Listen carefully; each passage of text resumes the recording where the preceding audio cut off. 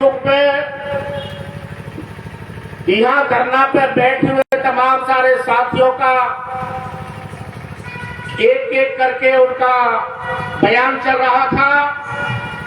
मैंने जब अपना मोबाइल खोला, जब फेसबुक देखी, तो साथियों परम सम्मानीय गयाराम सिंह धाकड़ जी जो आज मंच पर विराजमान है,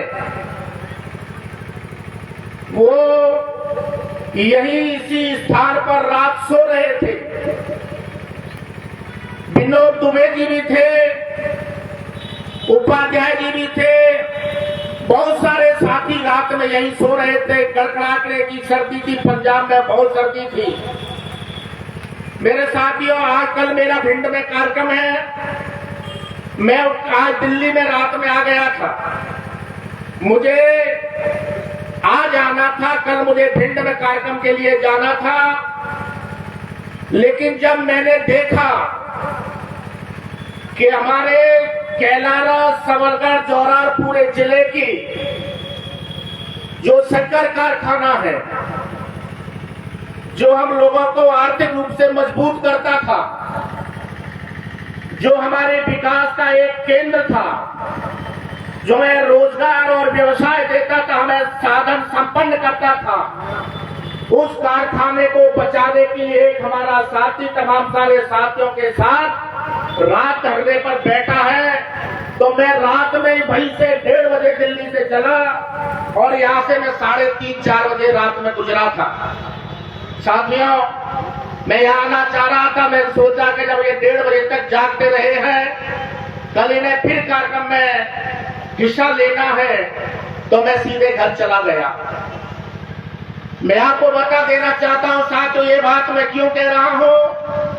ये बात मैं इसलिए कह रहा हूं कि जब इस तरह की इच्छा शक्ति होती है तो दुनिया का कोई भी काम असफल नहीं हो सकता, हमेशा सफल हो सकता है। मैं आपको बता देना चाहता हूं।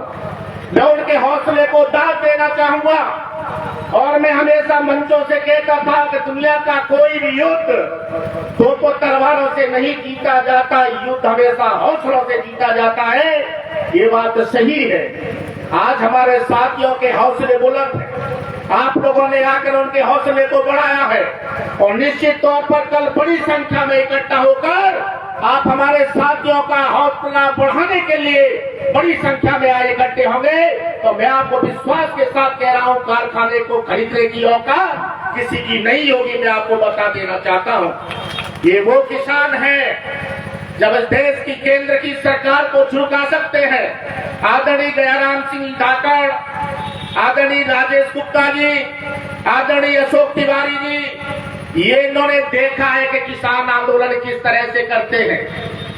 जब 3 काले कानून भारत के लिए आए थे, कृषि कानून, उनको लेकर के Badarpur border, Singhu border, Tikri border, Palwal border पे पंजाब और हरियाणा के किसानों ने जो आंदोलन किया था, उस आंदोलन में मैं आपको बता देना चाहता हूं, वो सीधे सीधे केंद्र की सरकार से टकराए थे और राज्यों की सरकार से भी साथ में टकराए।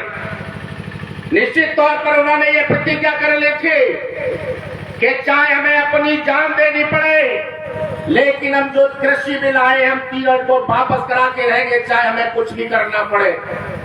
सरकार के बड़े से बड़े बैरियरों को तोड़ते हुए आगे बढ़ते रहे। सरकार उनके ऊपर अन्याय करती रही, रोड पर कीलें गाड़ी रही, बड़े बड़े पत्थरों की शिलाएं रोडों पर रखी गई, लेकिन उनको भी दौड़ते हुए इधर से उधर से रास्ते बनाते हुए किसान निकलते रहे। लंबे समय तक संघर्ष चला। मेरे साथ के तो किसानों ने सोचा कि ये ऐसे नहीं मानने वाले, तब उन्होंने वही पाठशालाएं खोली, वही कोचिंग शुरू किए, अपने छोटे छोटे बच्चों को वही पढ़ाना लिखाना शुरू किया, वही अपनी बेटा बेटियों की शादी विवाह करना शुरू किया, वही अपने बच्चा बच्चियों के संबंध तय किए, वही वो गाय भैंस लाए, वही दूध निकालते, वही मठा घी करते थे, वही खाना बनाते थे। रात दिन 24 घंटे उस बॉर्डर पर बैठे हुए कड़कड़ाती सर्दी में बैठे रहे।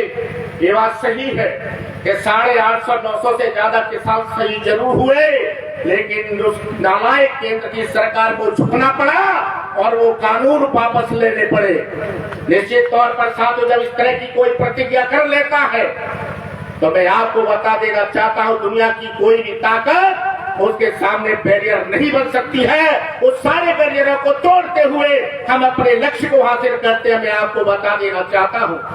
निश्चित तौर पर साथियों, ये जो भारतीय जनता पार्टी है, ये भारतीय जनता पार्टी किसान विरोधी है, ये भारतीय जनता पार्टी इंसानियत विरोधी है, ये भारतीय जनता पार्टी लोकतंत्र की विरोधी है, ये भारतीय जनता पार्टी संविधान की विरोधी है, ये भारतीय जनता पार्टी इस देश के हर तबके, हर समाज के लोगों की विरोधी है, केवल पूंजीपतियों की पार्टी है।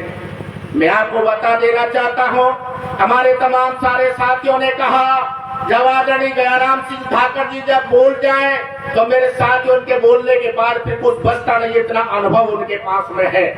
निश्चित तौर पर 8-9 में ये कारखाना बंद हुआ और 3 में भाजपा की सरकार बनी, केवल 3-4 साल सरकार चला। कैसे चला कारखाना हम सब लोगों को मालूम है। उसी समय का ये सारा कर्ज इस कारखाने के किसानों के ऊपर में है और किसानों की लेनदारी और जो कर्मचारियों की देनदारी उसी बीच की है। निश्चित तौर पर इस बीच में जब हमारी आदरणीय कमलनाथ जी की सरकार आप लोगों ने बनाई, चली तो 1 साल, लेकिन 1 साल में आदरणीय कमलनाथ जी ने पूरे मध्य प्रदेश और देश के तमाम सारे उद्योगपतियों को पत्र लिखा और उस पत्र में कहा कि हमारे शक्कर कारखाना है कैलाश जिला मुरैना में, मैं उसे चलाना चाहता हूं, किसानों की इच्छा है। जो भी उद्योगपति उस कारखाने को चलाना चाहता है, मैं उसको सस्ती बिजली दूंगा, सस्ता पानी दूंगा, उसको सुरक्षा मुहैया कराऊंगा और जो भी सुविधाएं मुझसे लेना चाहता है मेरी सरकार से, वो सब मैं देने के लिए तैयार हूं। ये पत्र कमलनाथ जी ने भेजा था, लिखा था और ये सब आप लोगों ने पढ़ा है। एक अकेले मैंने नहीं, सारे लोगों ने उसको पढ़ा था और मेरे साथी उद्योगपतियों ने यहाँ पर आकर के और अपने आवेदन भी किए थे कि हम चलाना चाहते हैं। लेकिन इन बेईमानों ने, जिनको ये पता था कि ये कमलनाथ उन लोगों, नंगे भूखे लोगों को जिनकी कोई औकात और हैसियत नहीं है, ऐसे लोगों को वो रोजगार देने की बात कर रहा है। कमलनाथ ऐसे लोगों के शिक्षा की और स्वास्थ्य की बात कर रहा है, उन्हें 300 से 600 पेंशन देने की बात कर रहा है और उस 600 को फिर 1000 करने की बात कर रहा है। जो किसान गायों से परेशान है, आवारा पशुओं से, उनके लिए गौशाला बना रहा है। जो 100 रुपए महीने में किसानों को बिजली फ्री दे रहा है, जो 5 हॉर्स पावर के विद्युत पंप के कनेक्शन फ्री दे रहा है, जो किसानों के लिए काम कर रहा है। अगर इस तरह से कहीं कमलनाथ काम करता रहा तो मध्य प्रदेश से भाजपा का सुपड़ा साफ हो जाएगा, हम बचेंगे नहीं। इसलिए समझी सोची साजिश के तहत मध्य प्रदेश की सरकार को उन्होंने गिराया था। लेकिन मैं आपको बता देना चाहता हूं मेरे साथियों, ये भारतीय जनता पार्टी जो आप लोग वोट देते हो, वो मध्य प्रदेश की सरकार बनाने के लिए वोट नहीं देते। ये आप नागपुर के मुख्यालय आरएसएस को ताकत देने का काम करते हैं। ये जो मध्य प्रदेश में सरकार बनती है, ये मध्य प्रदेश की सरकार नहीं है, बल्कि नागपुर के आरएसएस के मुख्यालय की सरकार है। पूरे पावर नागपुर के पास में रहते हैं। अभी तक आप लोग कह रहे थे, हमारे तमाम सारे वक्ता साथियों ने कहा, कई सीएम आए, कई मंत्री आए, उन्होंने घोषणाएं की हम कारखाने को चलाएंगे, हम आपको वायदा कर रहे हैं, आप हमें वोट दो, हमारा एमएलए बनाओ, हमारी सरकार बनाओ, हमारा सांसद बनाओ, कारखाना चलाने की जवाबदारी हमारी।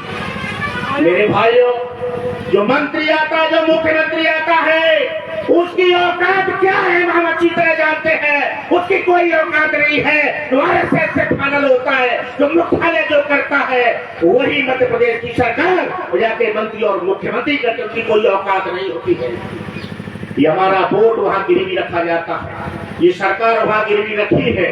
इसीलिए मैं आज आप लोगों को कहना चाहूंगा मेरे साथियों, जब मध्य प्रदेश में आदरणीय दिग्विजय सिंह की 2003 में सरकार गई थी, उस समय पर मध्य प्रदेश में 24,000 करोड़ का कर्ज था। आदरणीय विधायक जी, केवल 24,000 करोड़ का कर्ज था और आज 20 साल में मध्य प्रदेश की सरकार पर 4 लाख करोड़ का कर्ज है और हर महीने 5,000 करोड़ रुपए कर्ज